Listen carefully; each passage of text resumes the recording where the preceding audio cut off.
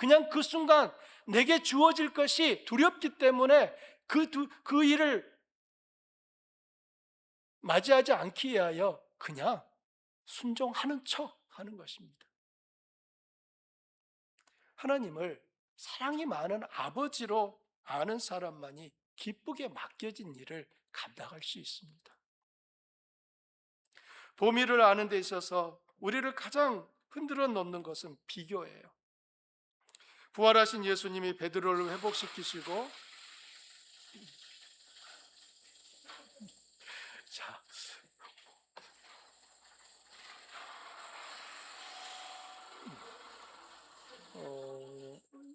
에어컨을 꺼보면 어떨까요?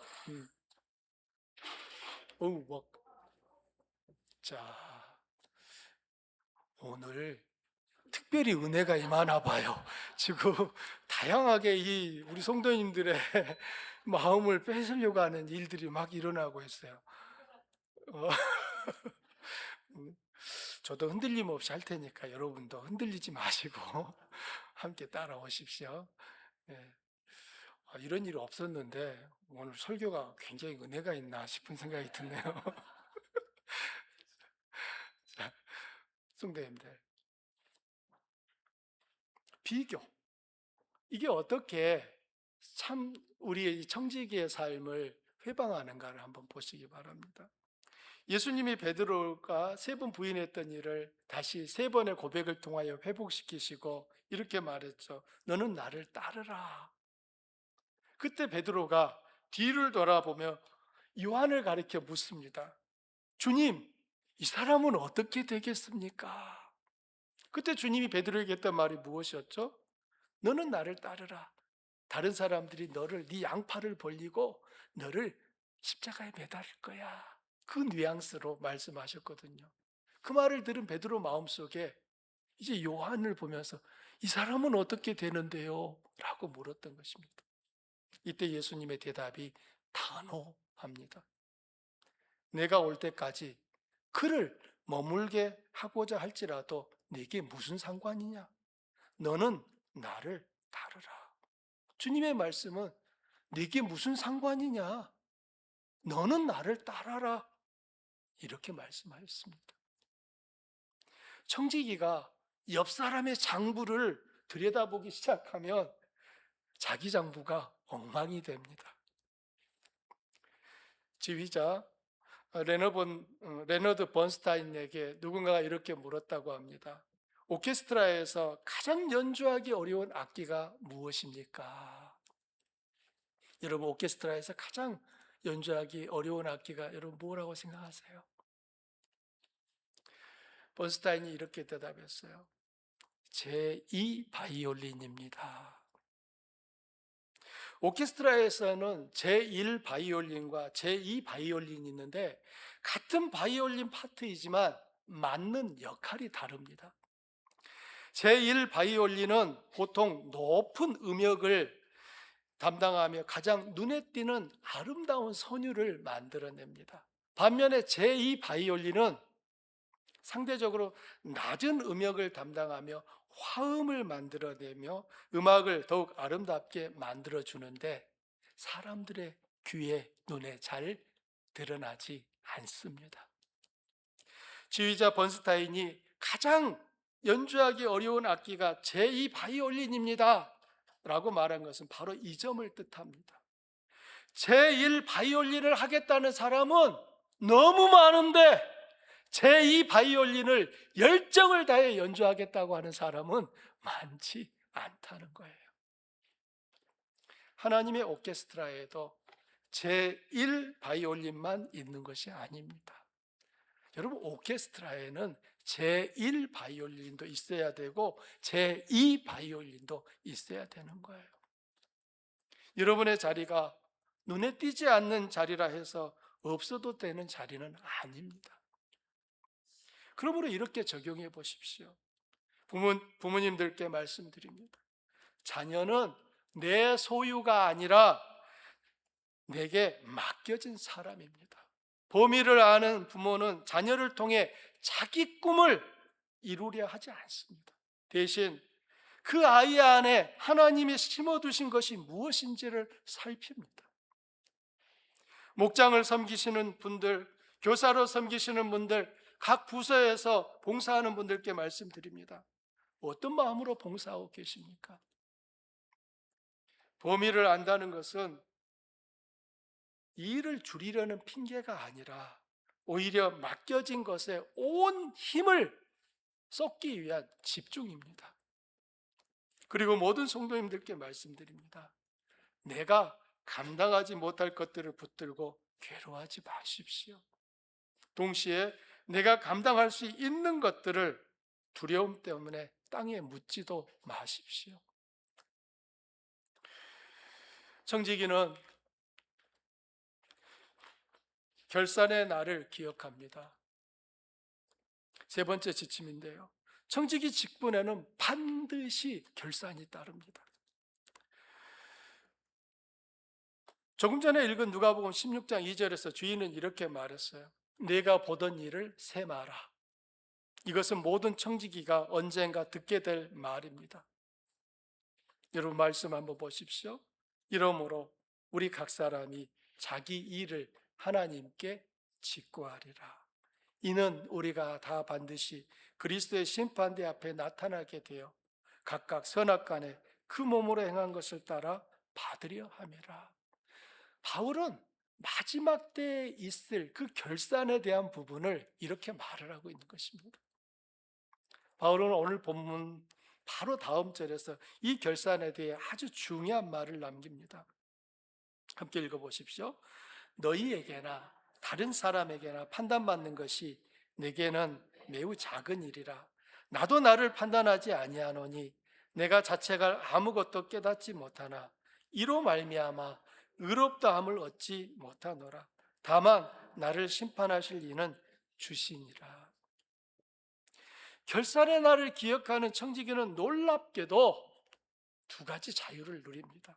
첫째는요, 사람의 평가로부터 자유합니다.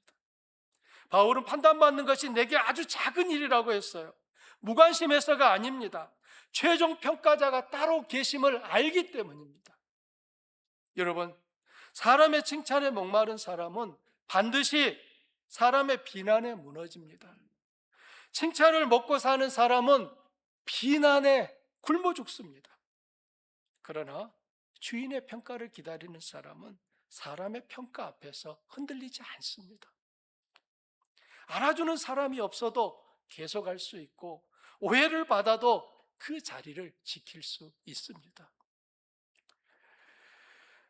두 번째는 자기 판단의 자유로부터, 자기 자신의 판단으로부터도 자유해요. 바울은 나도 나를 판단하지 않는다라고 말하고 있지 않습니까? 우리 가운데는 남의 평가보다 자기 정죄에 더 시달리는 분들도 계십니다. 나는 부족한 청지기다. 나는 이만큼밖에 못한다 하면서 스스로를 법정에 세웁니다. 그러나 최종 판결은 내가 내리는 것이 아닙니다. 판단하실 이는 주님이십니다. 그리고 바울은 이렇게 덧붙입니다. 그때에 각 사람에게 하나님으로부터 칭찬이 있으리라. 여러분 함께 읽어보십시오. 그때에 각 사람에게 하나님으로부터 칭찬이 있으리라. 결산의 날의 마지막 단어가 무엇입니까? 정죄가 아니라 칭찬이에요. 칭찬. 그러니 결산의 날은 우리를 겁주기 위한 날이 아닙니다. 오히려 오늘을 어떻게 살아야 할지 방향을 정해주는 날입니다. 시험 날짜를 아는 학생과 모르는 학생은 오늘 하루를 다르게 삽니다. 시험이 있다는 사실이 학생을 괴롭게만 하는 것이 아니에요. 그것은 생각 없이 보낼 하루의 초점을 만들어주는 것입니다. 시험이 있는 것을 아는 학생과 시험이 있는 것을 모르는 학생 중에 누가 그날을 더 신나게 보낼 것 같습니까? 모르는 학생이죠, 당연히. 하지만 시험이 있는 것을 아는 학생은 그 날을 무작정 자기가 하고 싶은 대로 보내는 게 아니라 다가올 시험을 준비하는 데 초점을 맞추게 되어 있습니다. 쿠리텐 부음 여사는 강연할 때마다 수놓은 천 한 장을 들고 다녔다고 합니다. 그녀는 먼저 그 수놓은 천의 뒷면을 청중들에게 보여주었습니다. 여러분, 뒷모습이 어땠을까요? 실들이 서로 엉키고 여기저기 막 지저분하고 도대체 도통 무슨 무늬인지 알 수 없는 것이 그 뒷면에 새겨져 있습니다. 그 다음에 그 천을 뒤집어서 앞면을 보여줍니다. 거기에는 아름다운 왕관이 수놓아 있습니다.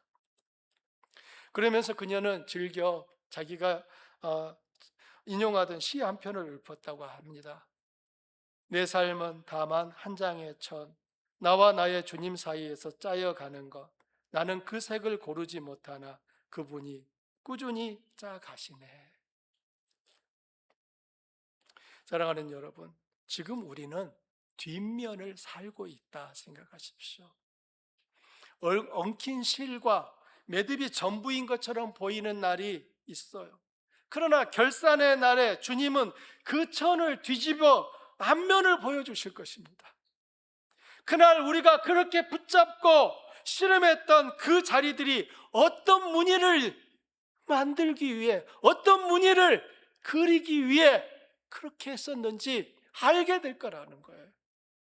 이 땅을 살아가면서 우리는 내가 고민하는 그 문제에 대한 답을 다 얻지 못합니다.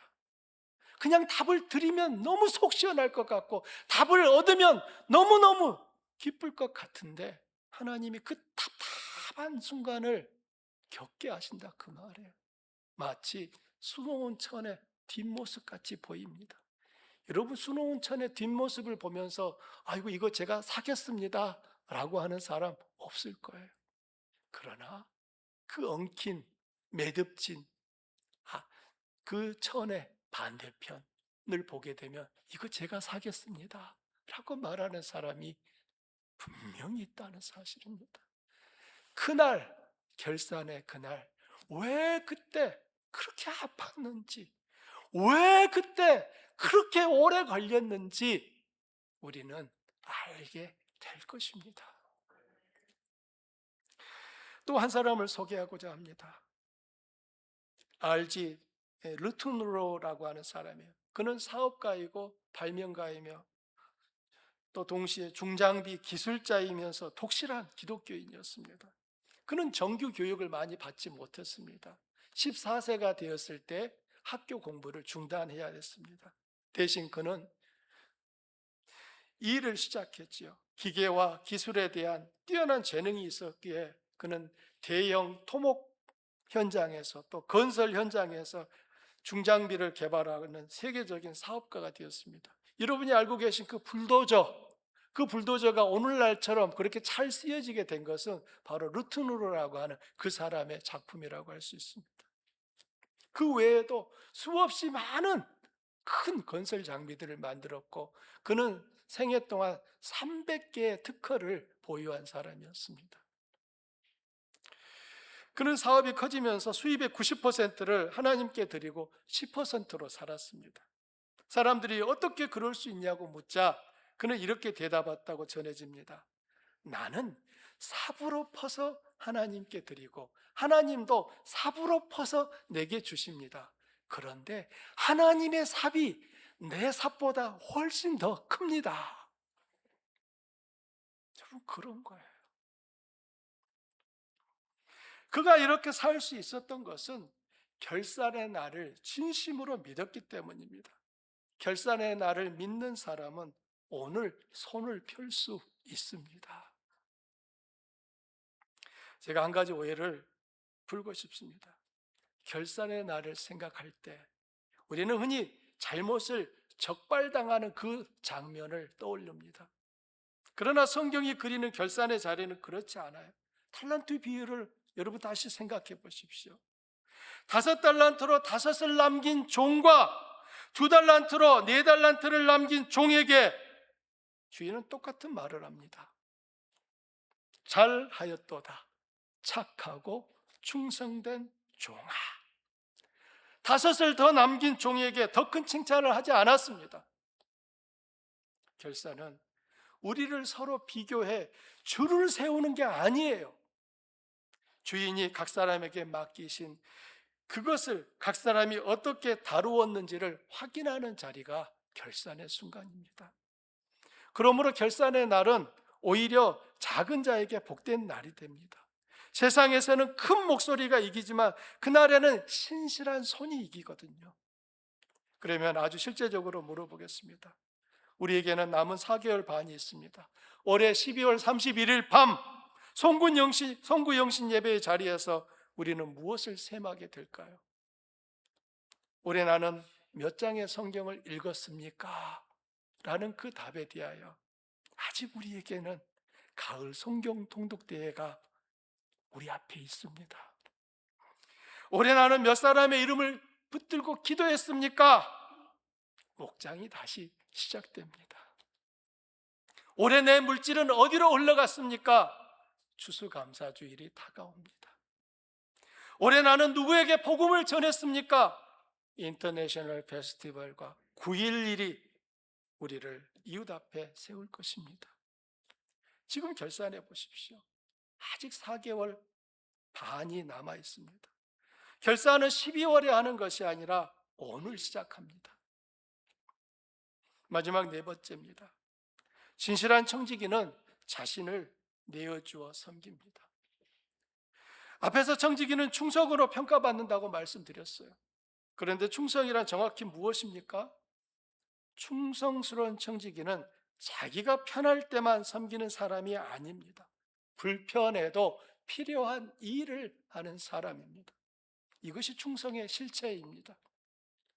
예수님이 누가복음 17장에서 이런 비유를 드셨습니다. 종이 하루 종일 밭을 갈고 양을 치다가 저녁에 돌아옵니다. 그때 주인이 어서 와서 먹어라 라고 합니까? 아니면 내 먹을 것을 준비하고 띠를 띠고 내가 먹고 있는 동안 내 수종을 들고 그 후에 너도 먹어라 라고 합니까? 어떻게 말하죠?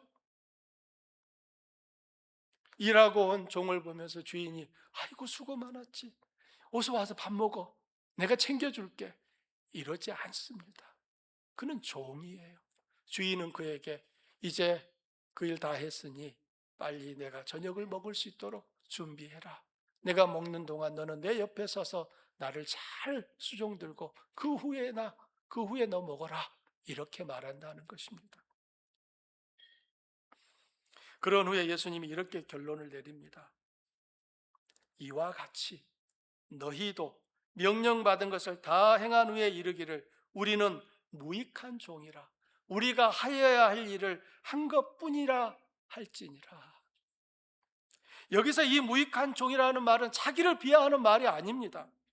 자기가 한 일에 대해 값을 매기지 않는 태도를 말하는 거예요. 이만큼 했으니 이만하면 됐다라고 계산하지 않는 태도인 것입니다. 오늘 우리가 사는 이 세상의 문화를 한 단어로 표현하자면 나 우선의 정신을 강조합니다. 영어로는 me first라고 합니다. 나 먼저! 이게 이 시대의 정신인 거예요. 다른 사람에게 섬김을 받고 요구할 수 있는 위치에 오르면 인생에서 성공했다고 여깁니다. 여러분 서점에 가보십시오. 리더십에 관한 책은 수천 권입니다. 어떻게 지도자가 될 수 있는지를 가르칩니다. 어떻게 아랫사람들을 지도해야 되는지를 가르칩니다. 그러나 종에 관한 책은 거의 없습니다. 본성상 우리는 장군이 되기를 원하지 사병이 되기를 원하지 않습니다. 그저 종으로 남기를 원하는 사람은 많지 않습니다. 그런데 예수님의 삶은 바로 종의 삶이었습니다. 예수님은 이 땅에 계시는 동안 종으로 사셨습니다. 예수님은 철저히 아버지의 뜻을 이루는 청지기로 사셨습니다.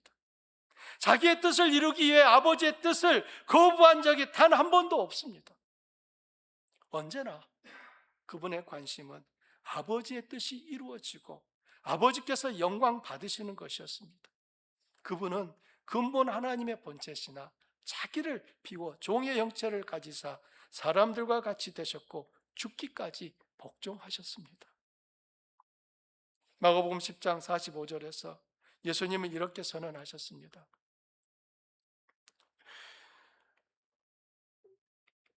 자꾸 손대지 마세요.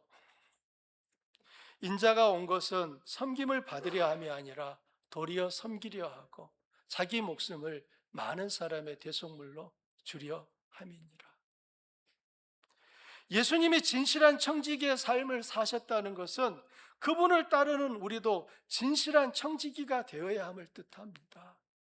예수님이 청지기의 삶을 사셨는데 그 예수님을 나의 머리로 믿고 따르는 나의 삶은 청지기의 삶이 아니라면 여러분 잘못된 거 아닙니까? 하나님은 우리의 위대함을 측정하실 때 다른 사람이 우리를 얼마나 섬겼는가를 그것으로 재지 않으시고 우리가 다른 사람을 얼마나 섬겼는가로 재십니다. 중국 내지 선교회를 세운 허드슨 테일러에 관한 이야기가 있습니다. 그가 어느 모임에 초청을 받았을 때 사회자가 허드슨 테일러를 이렇게 소개했습니다. 이 자리에 저명하신 우리의 귀빈이 오셨습니다. 강단에 오른 허드슨 테일러는 조용히 이렇게 말했다고 합니다. 사랑하는 여러분, 저는 저명한 주인을 섬기는 작은 종입니다. 수백, 수천의 선교사들을 보냈던 그가 자신을 하나님 앞에서 작은 종으로 이해하고 있었기에 그는 그 사역을 감당해낼 수 있었던 것입니다. 우리 교회 하반기 사역은 화려한 행사 목록이 아니에요. 그것은 우리에게 맡겨진 청지기의 일감입니다. 하나씩 짚어보겠습니다. 목장 모임이 다시 시작합니다. 목장에서 청지기의 첫걸음은 참석입니다. 피곤한 날에도 자리를 지키는 것, 그것이 섬김의 시작입니다. 가을 성경 통독대회가 있습니다. 우리는 말씀의 청지기입니다. 맡겨진 말씀을 읽지 않는 청지기는 주인의 뜻을 알 수 없습니다. 한국 학교가 개학합니다. 우리는 다음 세대의 청지기입니다. 우리 아이들이 부모의 언어와 믿음을 잃지 않도록 지키는 일이 우리에게 맡겨졌습니다. 연합예배와 인터내셔널 페스티벌이 있습니다. 9.11 운동이 있습니다. 우리는 이 도시와 이웃에 대한 청지기입니다. 필라델피아에 우리 교회를 세우신 이유가 있습니다. 권사 취임식이 있습니다. 직분은 계급이 아니라 위임입니다. 높아지는 것이 아니라 맡겨지는 것입니다. 추수감사주일이 있습니다. 감사는 소유권 고백의 다른 이름입니다. 성탄절과 송구영신 예배가 있습니다. 결산하고 다시 새롭게 위탁받는 자리입니다. 제가 목회를 하면서 늘 마음에 남는 장면이 있습니다. 행사가 끝나고 사람들이 다 돌아간 뒤 아무도 부르지 않았는데 남아서 의자를 접고 바닥을 닦는 분들입니다. 사진에도 남지 않고 광고에도 언급되지 않습니다. 그런데 여러분이 아셔야 될 것은 그 자리에 하나님이 계십니다. 예수님이 제자의 발을 씻기신 것도 그런 자리였어요. 그날 밤 다락방에서 발을 씻는 일은 가장 낮은 종이 하는 일이었습니다. 아무도 하려고 하지 않았던 일이에요. 만일 예수님이 베드로에게 베드로 너 요한의 발 좀 씻어줘라 라고 했다면 베드로가 여러분 어떻게 했을까요? 기쁨으로 했을까요? 주님 제가요? 요한은 어땠을까요? 그런데 주님은 제자들에게 다른 제자의 발을 씻기라고 시키지 않았습니다. 그날 주님은 당신이 직접 12 제자의 발을 씻겨 주셨습니다. 심지어 당신을 잠시 후에 팔 거라는 것을 알면서도 가룟 유다의 발도 씻겨 주셨습니다. 사랑하는 성도입니다. 예수님은 이 땅에 계시는 동안 철저히 선생이셨지만 종의 모습을 보이셨습니다. 주님은 제자들의 발을 다 씻긴 후에 이렇게 말씀하셨습니다. 내가 주와 선생이 되어 너희 발을 씻었으니 너희도 서로 발을 씻어주는 것이 옳으니라. 섬김을 실천하는 모든 일에는 반드시 불편함이 따릅니다. 누군가를 픽업하는 일, 부엌에서 설거지하는 일, 아무도 오지 않은 시간에 먼저 와서 의자를 놓는 일, 늦게까지 남아 뒷정리를 하는 일, 이런 일에는 박수가 없습니다. 그러나 여러분, 결산의 날에 주님이 물으실 것은 내가 얼마나 박수를 받았느냐가 아니라 내가 얼마나 신실했느냐입니다. 저도 여러분도 주님 앞에 그날 섰을 때 아무개야 너 얼마나 박수 많이 받았어? 묻지 않으셔요. 주님은 이렇게 말씀하실 것입니다. 내가 다 보았다. 내가 다 알고 있다. 우리는 설명할 필요 없어요. 그날 제가 이런 일을 했습니다. 나열하지 않으셔도 돼요. 주님이 다 알고 계십니다. 주님은 한마디 하실 거예요. 내가 다 안다. 내가 다 알고 있어. 말씀을 맺고자 합니다. 오늘 본문을 다시 보십시오. 맡은 자들에게 구할 것은 충성이니라. 주인이 청지기에게 구하는 것은 성공이 아닙니다. 규모가 아니에요. 화려함이 아니에요. 충성입니다. 다른 말로 신실함입니다. 오늘 우리가 함께 나눴던 네 가지를 네 문장으로 정리하겠습니다. 첫째, 내 것은 하나도 없습니다. 모두 받은 것입니다. 둘째, 나에게 맡겨진 자리가 있습니다. 넘어서지도 말고 물러서지도 맙시다. 셋째, 결산의 날이 옵니다. 그러니 사람의 평가에 흔들리지 맙시다. 넷째, 그러므로 나를 내어드립니다. 불편해도 필요한 일을 합시다. 마태복음 25장에서 주인은 착하고 충성된 종에게 이렇게 말합니다. 잘하였도다 착하고 충성된 종아. 여러분 그 다음 읽어보십시오. 내가 적은 일에 충성하였으며 내가 많은 것을 내게 맡기리니 내 주인의 즐거움에 참여할지어라. 주인이 칭찬한 것은 결과의 크기가 아니라 적은 일에 충성한 것이었습니다. 내가 적은 일에 충성하였으며 내가 내게 많은 것을 맡기마. 사랑하는 성도님들, 우리에게 4개월 반이 남아 있습니다. 이 시간은 우리가 소유한 시간이 아니라 우리에게 맡겨진 시간입니다. 이 하반기를 지나 우리가 송구영신의 예배 자리에 섰을 때 주님 앞에서 주님, 저는 주님의 것으로 주님의 일을 했을 뿐입니다 라고 고백할 수 있기를 바랍니다. 그리고 언젠가 우리 모두 그 마지막 결산의 자리에 섰을 때